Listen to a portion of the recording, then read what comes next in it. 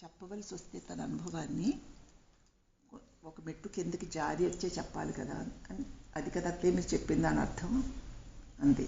సాధకుడు తన ప్రకాశ స్థితిని తను పొందాక దాని గురించి చెప్పడం అంటే ఒక మెట్టు కిందకి దిగినట్లే కదా, దిగే కదా చెప్పాలి అని నాకు అర్థమైంది అత్తయ్య అంది. అంటే నేను దానికి రాత్రి చెప్పాను మాట, ఇక్కడ కాదమ్మా, సాధనలో ఉన్నంతసేపు కూడా ఒక మాట్లాడాలంటే చెప్పాలంటే ఒక మెట్టుకు దిగాలి కదా, మౌనంలోంచి కిందకి దిగాలి కదా, దిగితే అవుతుంది మాట అవుతుంది అంటే కిందకి దిగినట్లే కదా. కానీ సాధనలో ఉన్నంతసేపు కిందకి దిగినట్లే. నీవు కనుక ఆ మౌనమే అయిపోయావనుకో, దిగక్కర్లు అక్కడి నుంచే మాట్లాడచ్చు. ఇప్పుడు దిగి మాట్లాడాలి.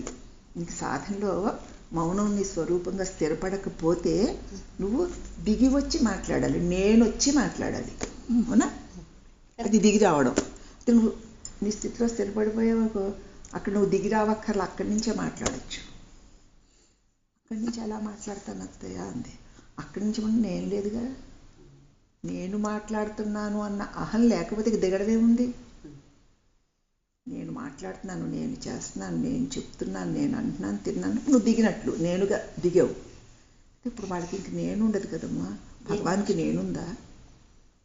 మరి ఆయన ఏం దిగాడు? అక్కడి నుంచేగా మాట్లాడి బోధలన్నీ అక్కడి నుంచే కదా వచ్చే మనకి. భగవాన్ ఏంటి, రామకృష్ణ ఏంటి, రామతీర్థులు ఏంటి, వీళ్ళందరూ ఎక్కడి నుంచి దిగి కిందకి ఒక మెట్టు దిగి వచ్చి చెప్పారా?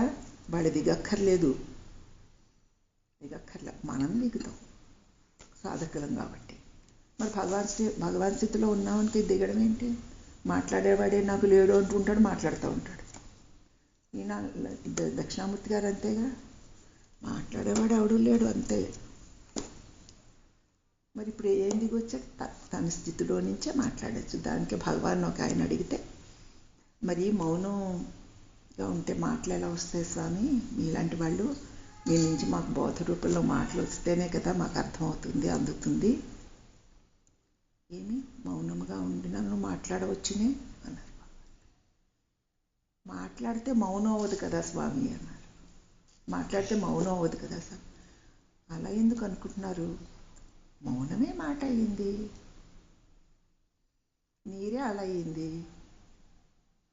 అలాని చూసినంతసేపు నీకు మాటల్ని చూసినంతసేపు మాట్లాడేవాడు మాటలే కనపడతాయి. వీడెవడా అని చూస్తే మౌనమే, మౌనంలో నుంచే ఈ మాట వచ్చింది. కాబట్టి మౌనం యొక్క నిజస్వరూపం మాటే, మాట యొక్క నిజస్వరూపం మౌనమే. కాబట్టి నువ్వు మౌనమై ఉంటే మాట కూడా మౌనంలో నుంచే వస్తుంది. నేను అనే అహంకారంలోంచి వచ్చిన మాటలు పొల్లు అంటే పోయేది, కానీ మౌనం అనే స్వరూపంలోంచి వచ్చిన మాటలు సత్తు. అంటే అలాంటి మహర్షుల మాటలే మనకి ఇప్పుడు శాస్త్రాల్లో వస్తుంది. మామూలు మన మాటలకిను జానుల మాటలకి అదే తేడా. అంచేత కిందకి దిగక్కర్లేదమ్మా. వాళ్ళకి ఎందుకు దిగాలి? ఒక మెట్టు కిందకి దిగవలసిన పనే ఉంది. వాళ్ళకి మెట్లు లేవు, అంత ఒక ఆకాశానికి మెట్లే ఉంటుంటాయి, ఆకాశానికి మెట్లే ఉంటుంటాయి కదా. మాట్లాడిన వాళ్ళే, చేసి చెయ్యని వాళ్ళే.